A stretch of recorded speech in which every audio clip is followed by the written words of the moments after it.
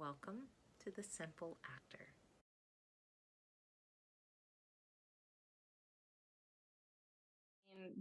With the pandemic, it's totally thrown like this whole new wrench into things. But historically, as makeup artists, we're clean. We have to be. Like, sanitizing has always been top on our list.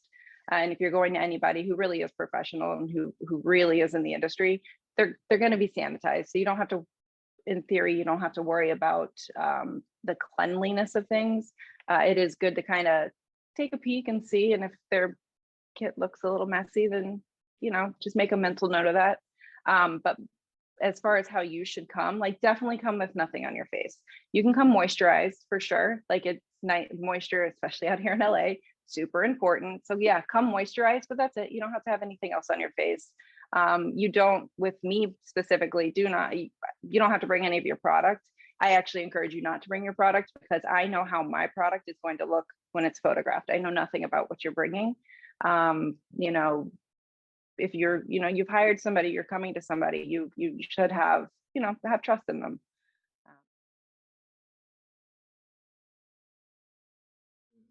Yeah, I don't know if there's like specific questions or specific things you need to tell them. It's more of like when somebody comes in and they sit in my chair, I always ask the same first few questions.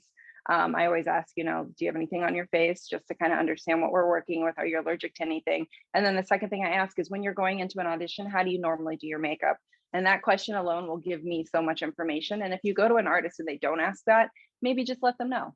Let them know, like, this is how I normally do it. And then again, trust them that they're going to do what you want since you did hire them. But don't be afraid to speak up, like, at the end, once you're done.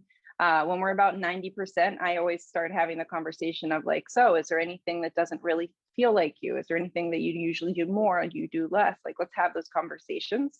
And then just keep the dialogue going. But when they're in the middle of it, it's always, it kind of makes you like I don't know, it makes you twitch a little when somebody starts like trying to fix things that you're doing. Cause like, my process is, I don't just do eyes and then face and then lips, and I'm all over the face until it's ready. So like, I might not do something and then at the end it all kind of comes together. But if you do your brows a certain way, like, tell them you want your brows a certain way. If you usually do liner, like, let them know you usually do liner. It might not be appropriate right then and there, but there's a way to incorporate it so it feels like you. And again, when it is headshot specific, not when you're working on set, because that's a whole conversation that they've already had with the whole crew about what you're supposed to look like. But when you're doing shoots for yourself, like, speak up if something doesn't feel like you. That's super important. The last thing I would ever want is somebody to like leave and be unhappy because I didn't do something they normally did. Like that. Ugh, that would like kill me. For that, dealing with shoots like headshot shoots, and especially now self tapes, I mean, we're all living in that world. A lot of actors want to know, how do I get that natural look? Like, it's not natural. It's not natural at all. Could you talk them through step by step? And to be real, guys, as soon as I had my shots done with Andie, I was like, this is the best makeup job I've ever had done for a shoot. I took my picture into the Mac store and was like, I'm not a professional. How can I recreate this at all? Like, at any level, because I want to look like this when I do my tapes, Yeah. At least to some extent, not 100%. There's just no way. But Yeah. the color scheme and kind of the similar eyeshadow, like, I was trying to get a similar look and I went to the store, but can you walk them through, what does a not natural look take? What does that take? Yeah. It's actually, it's a kind of like hold hand. I have to like hold hands sometimes. Like, when somebody comes in and they don't wear makeup at all and their agent told them like no makeup.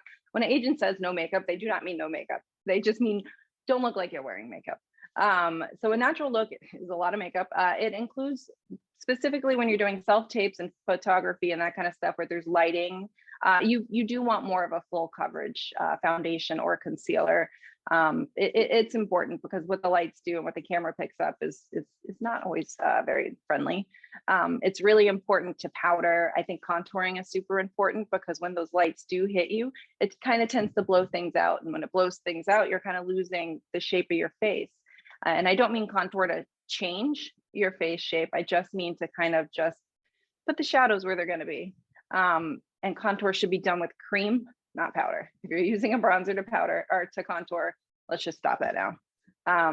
Bronzer generally sometimes will have like a sheen to it. That's bad. It also tends to be a little bit warmer. And when you're contouring, you're mimicking shadows, and shadows are generally cool.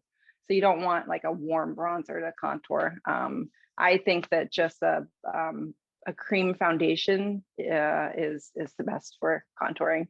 Other things that are super important is it's going to look a lot more on than it does on film or in a photo. So check yourself in the lighting that you're going to be either taking the photo in or filming in, and see what it looks like. Way more blush than you think you're going to need. Stick a, kind of skip the highlighters. I love highlighters in real life. They're amazing. They're great. They're beautiful. Don't do it when you're shooting, please. It just looks, it looks like you're sweating. It doesn't look how you think it looks. Powder is your best friend. Buy a powder, use the powder, continue to apply the powder if you start to see shine. Yeah. As far as lips go, I think matte is better than gloss. Again, I love gloss in real life, but I think when you're filming, matte, anything that's going to reflect light is not great on your face when you're filming. Yeah. That's great, because we love that glossy, like glowy look. Oh, I love it. Except when you need to not. Yeah. Like, and it looks so different on the other side of the screen. It really Oh, does. yeah. Yeah, It does. it's And beautiful in person. It is beautiful in person and it's nice, but just kind of skip that stuff. Like there's places you can pop highlighter. Like I usually pop highlighter in the inner corners because it just brightens the face up. I'll pop highlighter like on the bow of the lip, just because again, it brings attention without distracting. But yeah. That's great. And are there specific products that you're like, these just seem kind of tried and true in my kit? Again, knowing we're not professionals, but saying, if you had to go get a great powder, if you had to, these two brands of foundations just seem to work overall well. Could you recommend a few product lines that or products specifically that you recommend? Totally. So I think my go-to foundation is our CMA. It's an old school makeup artist brand. They've been around forever. Of course, their formulas have changed over the years, but they just photograph beautifully. Like everybody's skin looks amazing with it, assuming you're using the right colors. They actually do these really cool little quads that have 4 colors in it that includes like 2 foundations, a highlighter, and a contour. I think they're amazing. I think that if you can find those in your range, like that's a great place to start. And if you're in Los Angeles specifically, or anywhere that has a big filming community, there are professional makeup artist stores that actors can go into and get these things. And I use the people that work there as a tool. Like they know so much more than I do. In fact, I don't even do research anymore. If I keep running into the same issue with different clients, I go in there, I talk to them, and they tell me exactly what I need, and they're always right. Yeah, so I think RCMA is amazing. If you want something that's a little bit more mainstream and easy to get, Makeup Forever does really beautiful stuff that photographs really nice. Their liquid stuff is pretty easy to work with. Just a little tip is when you are working with liquid, don't put it on your sponge. Your sponge will eat it. Yeah, so I think that those, as far as foundation goes, and then as far as setting powders go, RCMA is my go-to setting powder. It's super fine, so I can actually build on top of it. So I can like set something and then I can go right back on top of it with creams and have none of that weird like muddy texture changing issues. It has to be done properly, and that takes practice, but it's worth the practice. That's like a gold mine of information, because just to have a place to go where we can ask questions, that's like the game right there. Because it is trial and error, but to have people that you can constantly reach out to, and of course we can't have a professional makeup artist with us all the time. That's amazing. That's amazing. So you've answered so many questions, but there was one more question from a student that asked about, do you have advice or products for people with sensitive skin? I have eczema and my face will break out and makeup will burn it, especially for shows where I have to wear makeup daily. Do you have any recommendations for them? Yeah, I definitely think that connecting with your dermatologist or whoever your skin person is and kind of leaning into what products you're using from them kind of will dictate what kind of products are going to work best for you. Like I'm not a skincare person, so I don't feel comfortable giving that type of advice.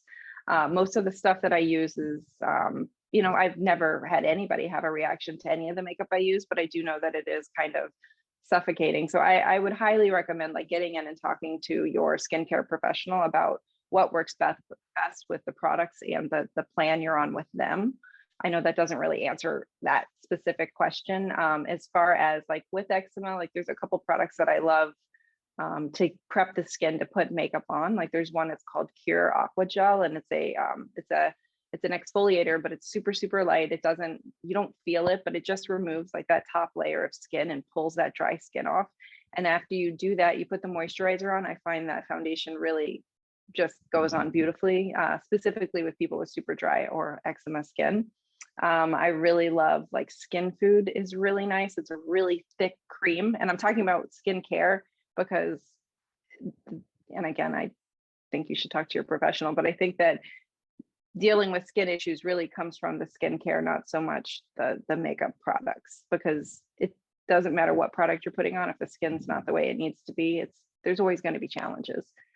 I also really love, actually, there's foundation thinners, which I think are really nice. And I think that when you do have drier skin, and I do this all the time with clients, the clients that come in with drier skin, it's a layering process where I will, do a really thin layer of the foundation or the concealer or whatever it is we're doing. I do a light powder. I take the foundation thinner. I drop it into the foundation to thin it out even more.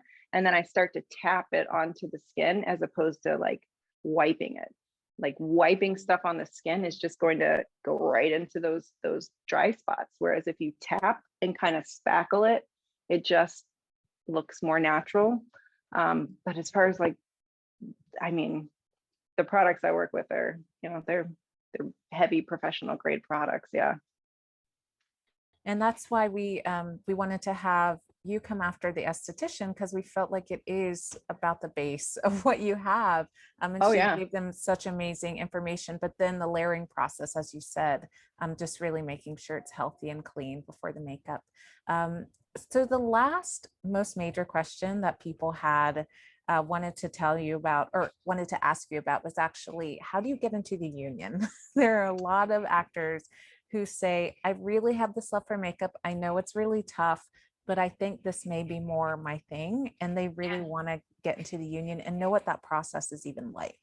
Yeah, I mean, it's tough. I am not union. I do not want to really go in that direction. I kind of played around with it, did the independent filming stuff, and I'll still pick up some of those gigs when they come, but it's hard. I mean, that's just the truth of it. It is the real general basic of it is it takes 60 non-union days of work, 3 years in a row, 365 days. It doesn't have to be January to December, but you have to do 60 non-union gigs, days of work. You have to show proof of it. You had to have been paid for it. And then, it has to be done in 3 years over 5 years. And that's kind of where it gets confusing. But that's in LA specific, and they have to be LA productions. It cannot be anything outside of LA County, which makes it, challenging. I mean, definitely 706 is the union. It's really good if you go onto their website. It kind of breaks down how it works. There's one other way to get into the union, and that is by being on a show that flips into a union gig. And at that point, you only have to do 30 days within a year of work. Yeah. So, but even if you're doing, let's say you do 100 days in a year, only 60 of those days will go towards union qualifications until the next 365 starts. It's fun. It's tricky. And they were just like, it seems confusing, is it? And I'm like, I guess it is. Yeah, I mean, in a way. It's not super confusing. I mean, my best advice, and this is from other makeup artists who are in the union, who I was discussing this kind of stuff with, is you have to keep really detailed records. That's the best thing you can do. Is you want to keep your pay stubs, you want to keep your call sheets, you want to keep everything that you have in chronological order. If you do that, you'll be fine. But it's really important to have all of your records. You can also submit the paperwork before you're ready to apply, just to make sure that those days are going to go towards your union status. So I would highly recommend, like, if you really do want to get into the union, like, start now, because it is a process. It's minimum of 3, average of 5 to even qualify. So start now, and contact the office and talk to somebody. Like, they want people in the union, even though they make it really challenging to join. Good to know. Yeah. So, Andie, that's all of this information has been so helpful, and thank you for your time. I guess to close us out, just thinking of beauty as a larger scope, and as a deeper thing, just rather than just being skin deep. What advice would you give to just anyone, including what you do, to just keep yourself beautiful inside and out, as a lasting kind of piece of advice and wisdom? Yeah, I mean, beauty standards are changing constantly. So that, yay, fun, but it doesn't really, whatever. But really to really keep like your inner and like your thing going, like skincare obviously is super important. I think that, self-love is important. I think that taking care of yourself is really important. I do facials more frequently than I should because I know that it makes my skin look good and I like them. I go and get massages because I like it. It makes me feel good. And I know the more that I am taking care of myself and the better I feel, I really do feel like I look better. Like it just makes you look better. And drink water. Drink water. And I'm a big nature person. Like I feel like hiking Yeah. is just like good for the soul, and just it's a holistic thing. So yeah, self-care in all the ways. I feel like if you're being beautiful, being good to yourself and feeling beautiful on the inside, that'll usually radiate to the outside. It absolutely does. I mean, you can see it. You see people who just radiate it, and it's because they love themselves. They're taking care of themselves. Yeah, that's Yeah. amazing. Thank you so much, Andie. We're gonna share where people can find you, but if you just want to tell us really quickly too, that would be great, and I'll post it for all of the students and classes. But where can we find you? Yeah, I mean, I'm on Instagram. It's just my name, so it's at Andie Sleeman, which you'll put in the link. And then my my website is Andie the Makeup Artist, and that's my whole presence. Thank you. You're keeping it simple and to the Real point. simple. Yeah, no, I really appreciate you guys bringing me on. Like I enjoy having an opportunity to talk to people about makeup. It's fun. You're so kind. You're so kind. Yeah. Thank you so much, Andie.